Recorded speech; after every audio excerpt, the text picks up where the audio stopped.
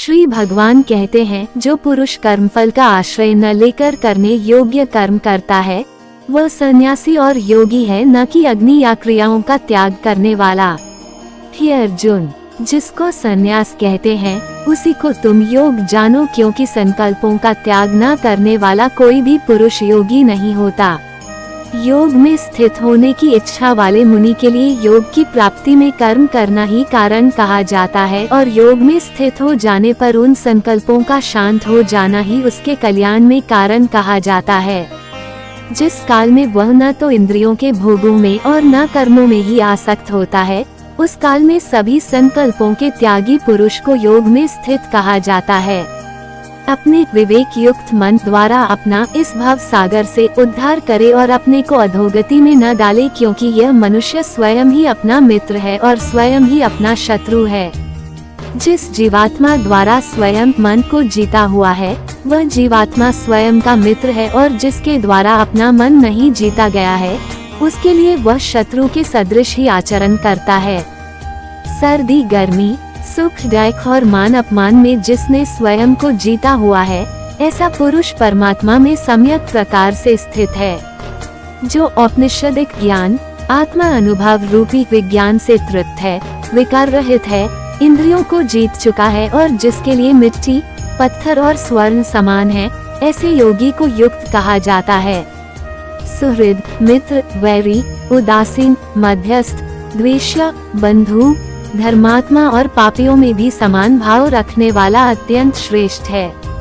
मन को वश में रखते हुए आशा और संग्रह रहित होकर योगी अकेले ही मन को स्वयं आत्मा में लगाए।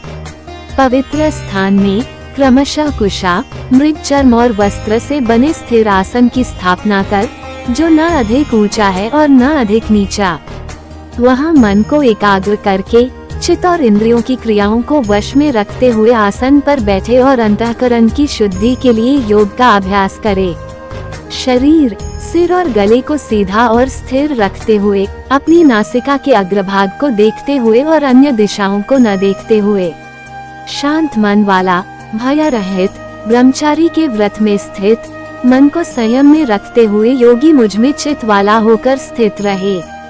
नियंत्रित मन वाला योगी इस प्रकार मन को निरंतर मुझ में लगाता हुआ परम आनंद रूपी शांति को प्राप्त होता है। हे अर्जुन, ये योग न तो अधिक खाने वाले का, न बिल्कुल न खाने वाले का, न अधिक शयन करने वाले का और न सदा जागने वाले का ही सिद्ध होता है।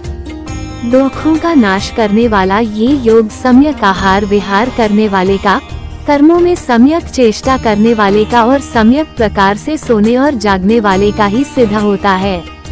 जब नियंत्रित किया हुआ चित्त आत्मा में ही स्थिर हो जाता है, तब सभी भोगों में इच्छा से रहित पुरुष को योगयुक्त कहा जाता है। जिस प्रकार वायु रहित स्थान में रखे दीपक की ज्योति अचल रहती है, वैसी ही उपमा आत्मा के ध्यान में लगे हुए योगी के नियंत्रित चित्त की कही गई है।